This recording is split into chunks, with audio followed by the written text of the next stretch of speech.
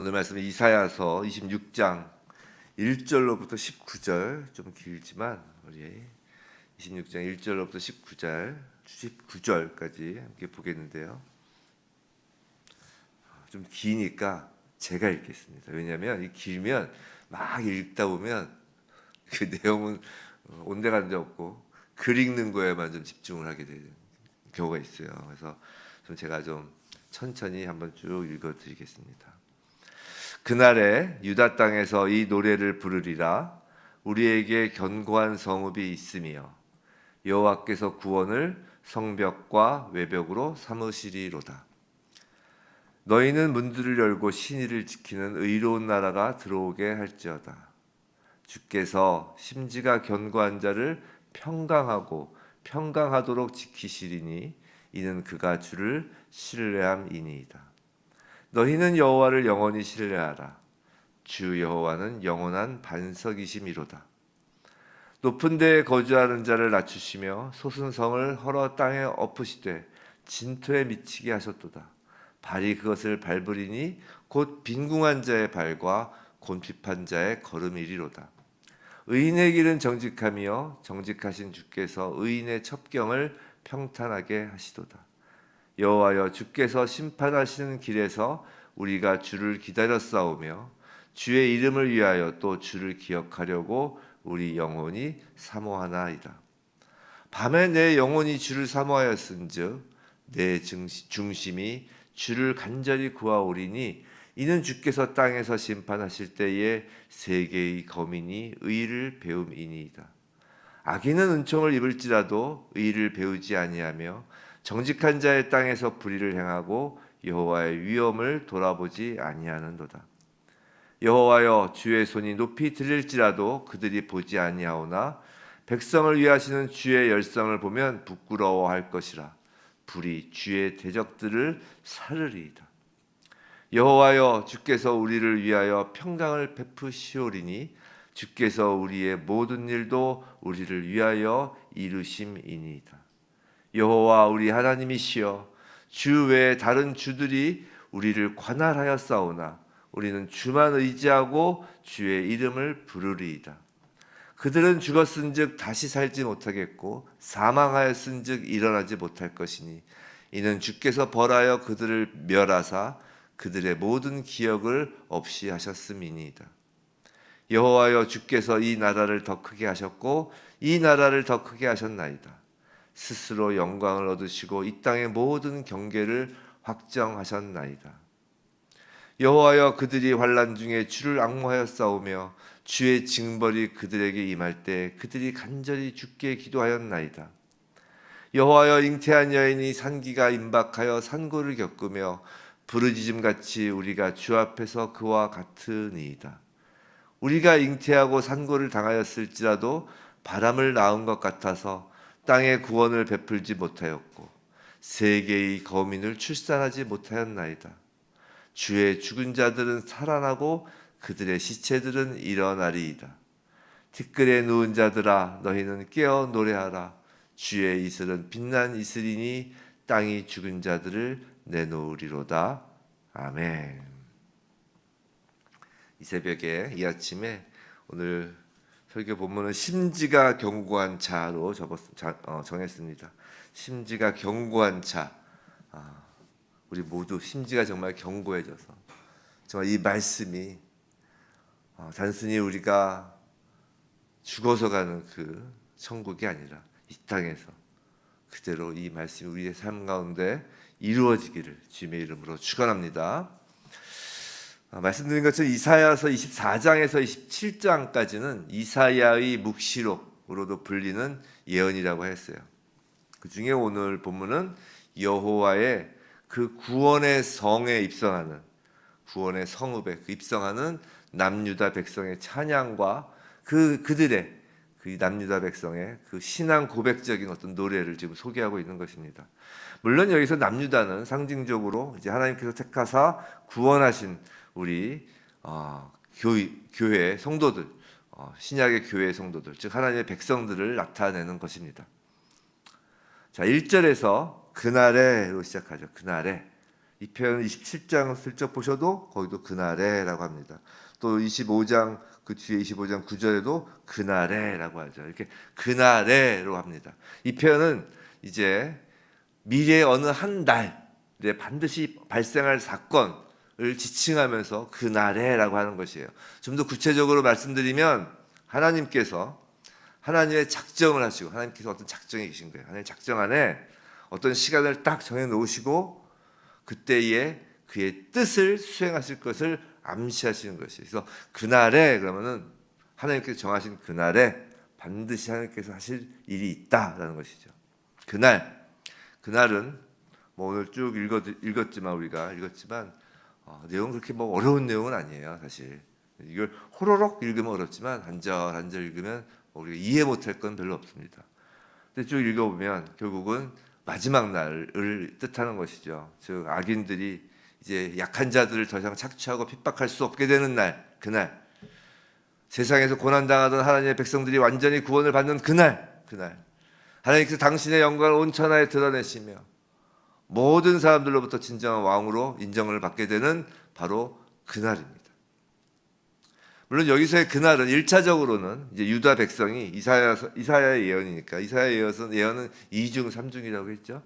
그날은 여기서의 그날은 1차적으로 이제 유다 민족이 이제 훗날 바벨론 포로에서 돌아와서 이스라엘 성을 재건하는 그날이라는 어떤 역사적 사실을 염두에 둔 예언이기도 하지만 이사야의 묵시로 즉 보다 궁극적으로는 세상의 종말 이후에 실현되는 하나님의 영원한 날, 그 초월적 시간, 그 마지막을 넘어선 그 영원한 시간까지를 좀 가리키고 있는 것이죠.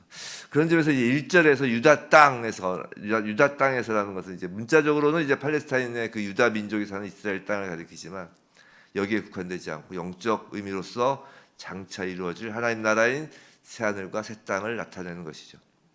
또 1절에서 또 성읍이라고 하죠. 성읍은 마찬가지로 느헤미야가 바벨론 포로에서 돌아와서 그 성벽을 재건한 그 예루살렘 성으로 볼 수 있지만 2절에서 성문이 열려 있고 보시면 2절 보시면 너희는 문들을 열고 신의를 지키는 의로운 나라가 들어오게 할지어다라고 하죠. 그래서 성문이 열려 있다는 것이에요 지금. 그래서 성문이 열려 있고 모든 의로운 자들이 들어올 수 있도록 지금 허락되었다라는 것이죠. 그것을 감안하면 이 성읍은 궁극적으로 종말론적인 의미를 지닌 것으로 당연히 이해가 되는 것이에요. 요한계시록에 나오잖아요. 새 예루살렘 성의 문들이 열려 있고 도무지 닫지 않는다고 묘사한 것과 대비되는 것이죠. 요한계시록 21장인가요? 보면은 낮에 성의 문이 도무지 닫지 않고 그런 구절이 있어요. 하여튼 그거와 이제 대비되는 것이죠. 가히 이사야 선지자의 눈에 보여진 종말의 때 새하늘과 새 땅, 새 예루살렘이 본문에서 그려지는 것이고 구약의 요한계시록이라 이제 할 만한 것이에요. 오늘 본문이 좀 길었어요. 서론도 제가 좀 길었어요. 그래서 한번 이 전체 좀 본문이 기니까 좀 단락을 좀 나눠서 한번 간략 좀 대략적으로 한번 보면 좀 보시기 편할 것입니다. 먼저 1절부터 7절 한 단락으로 나누면 1절부터 7절 보면 이제 하나님의 이제 구원 역사로 이제 말미암아서 이제 구원의 성에 들어갈 자들에 대한 소개가 나옵니다. 그죠? 이제 신의를 지키는 의로운 나라가 들어오게 하고 그렇게 해서 또 의로운 자, 심지가 견고한 자 뭐 그 나오고 그리고 그 구원의 성에 들어갈 자들에 대한 소개와 함께 하나님께서 그처럼 구원의 성에 들어가는 자들에게 그 영원한 평강, 안전과 평화를 이제 보장하실 것이다라는 내용이 이제 나오는 것이죠. 1절에서 7절까지.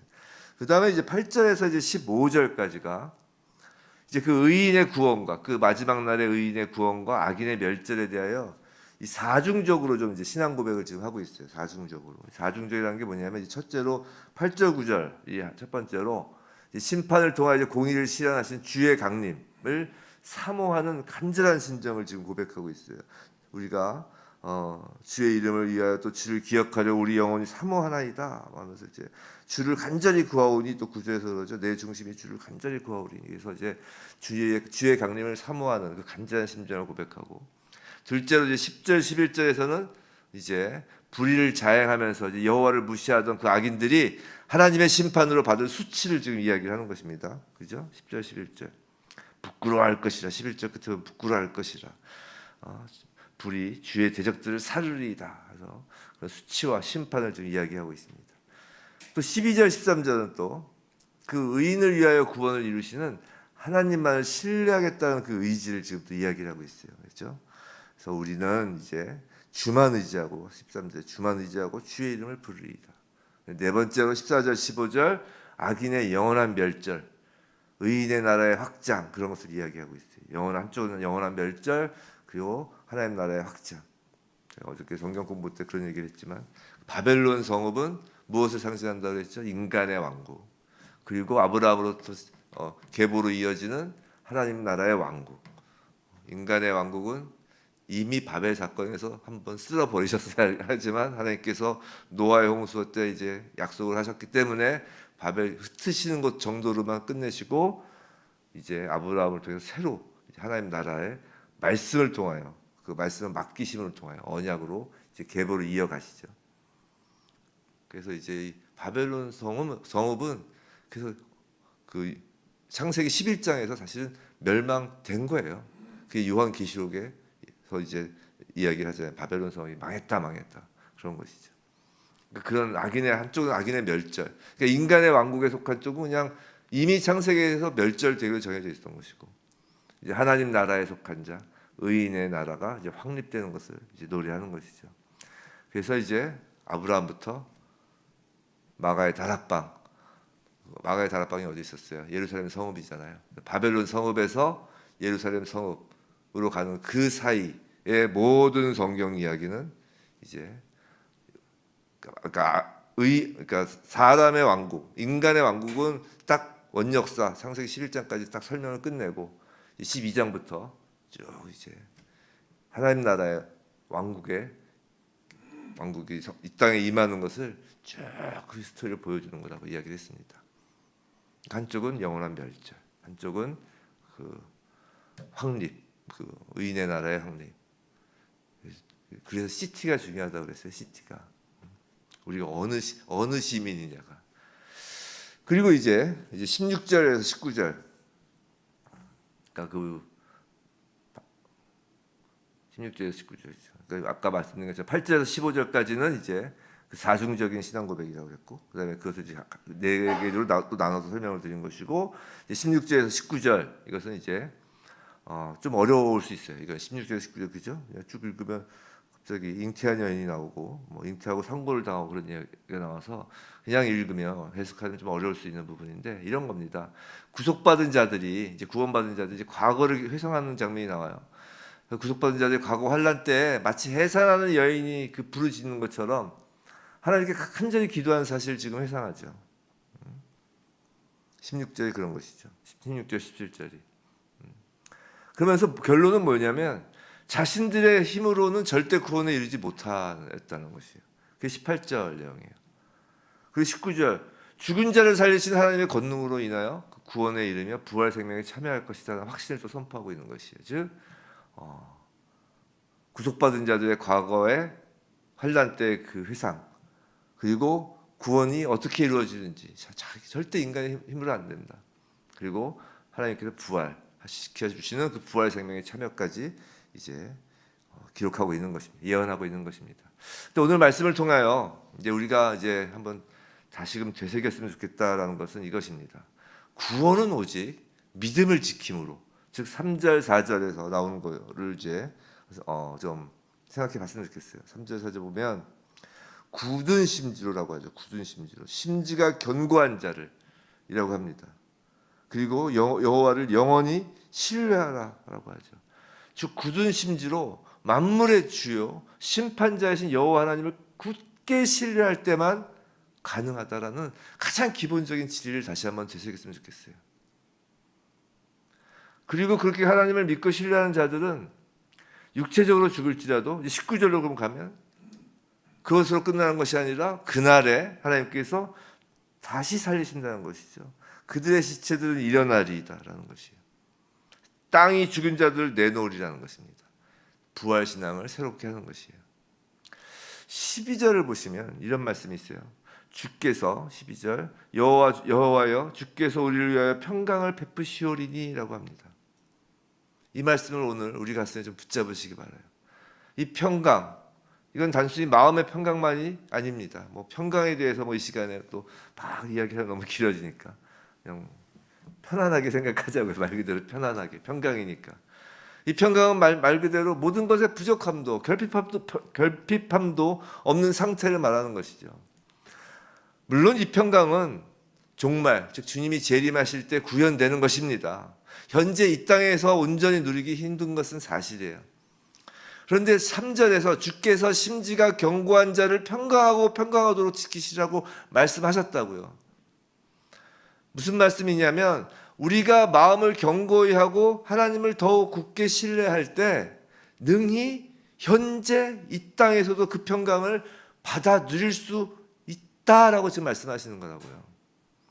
단순히 우리의 육신의 호흡이 그쳐서 아니면 예수님이 재림하셔서 그때 우리가 누리는 그 온전한 평강이 아니라 이 땅에서도 평강을 받아 누릴 수 있다는 것이에요. 사랑하는 성도 여러분, 18절에서 우리가 잉태하고 산고를 당하였을지라도 바람을 낳을 것 같아서 땅에 구원을 베풀지 못하였고 세계의 거민을 출산하지 못하였다라고 하죠. 이게 무슨 말이냐면 자 이런 거예요. 하나님의 백성들은 자신들이 임산부처럼 극한 고난과 고통을 겪어야 했지만 낳은 것이라고는 그저 바람처럼 아무 결과도 얻지 못하였음을 말하는 거라고요. 다시 말씀드리면 이런 거예요.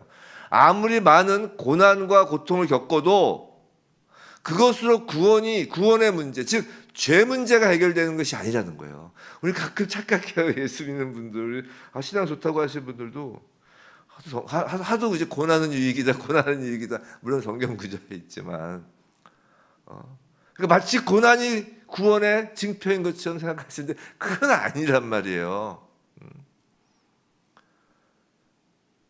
지금 이 18절 그거예요. 하나님의 백성들이 자신들이 임산부처럼 극한 고난과 고통을 겪어야 했지만 그들이 그 고난과 고통을 낳은 것은 그저 바람처럼 아무 결과도 얻지 못하였음이라는 것이에요.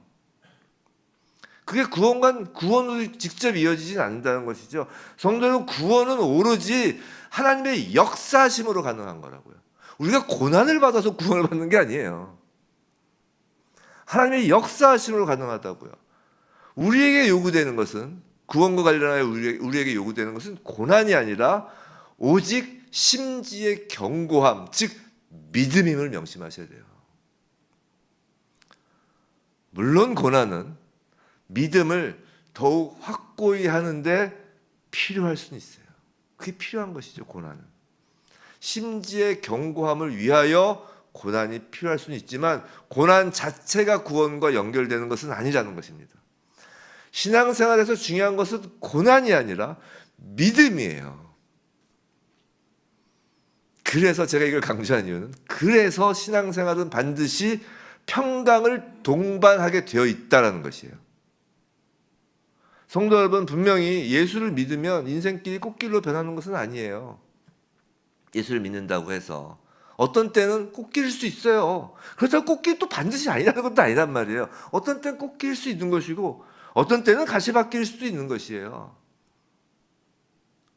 하지만 확실한 것 하나는 있다는 것이에요. 예수를 믿으면 우리가 믿음을 견고히 할 때 꽃길이든 가시밭길이든 평강을 누린다는 것이에요. 이게 중요하다는 것이에요.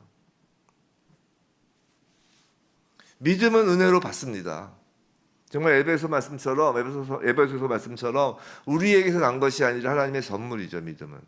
그런데 그 선물인 믿음이 담긴 마음을 견고히 하는 것은 우리의 선택이며 결단이라는 것이에요. 평강을 누리느냐 안 누리느냐는 심지를 견고히 하느냐 안 하느냐의 문제라는 것이에요. 우리가 정말 진지하게 믿음을 감사히 여기나요? 정말 예수를 믿은 걸 정말 감사하시냐는 거예요. 우리가 하루에 살면서 정말 맞아. 어떤 힘든 일이 생겨도 바람이 불고 힘든 일이 생기고 뭐 막말로 뭐 어디 가서 사기를 당하고 어떤 사고를 당해도 가시밭길 갈 수 있잖아요. 예수를 믿어도. 그래도 그래도 내가 그리스도인이구나. 내가 예수를 믿네. 이런 상황에서도 내가 예수를 믿네. 라며 그 예수를 믿는 것에 대해 감사하시냐는 거예요. 정말 믿음을 감사하며 소중히 여기면서 살고 있냐는 것이죠. 우리의 심지가 견고해지길 정말 기도하였으면 좋겠습니다. 에베소서 그 3장의 그 바울의 기도처럼 정말 성령으로 말미암아 우리의 속사람을 강건하게 하나님께서 하시고 믿음으로 말미암아 그리스도께서 우리 마음에 계시기를 늘 기도했으면 좋겠어요. 그것입니다. 우리가 지금 이사야의 묵시록을 보면서 우리에게 약속된 그 축복의 나라, 하나님 나라, 새하늘과 새 땅, 그것을 바라보며 소망하는 것 중요하죠. 그게 있어야 또 우리가 이 땅에서 고난을 견디죠. 인내하죠. 정말 믿는 것을 감사하길 바랍니다. 믿는 것을 소중히 여기며 살길 바랍니다. 그러면 평강이 임합니다. 평강이. 천국의 평강이 이 땅에도 임하는 것이에요. 부디 심지가 견고한 믿음으로 오늘 이 땅에서 평강을 누리는 여러분 모두 평강을 누리셔야 됩니다. 왜냐하면 믿으시니까요. 그 믿음을 정말 소중히 여기고 감사한다면 평강을 누리게 되는 것이에요. 그 평강을 누리는 참된 믿음의 성도가 바로 저와 여러분이길 주님의 이름으로 축원합니다.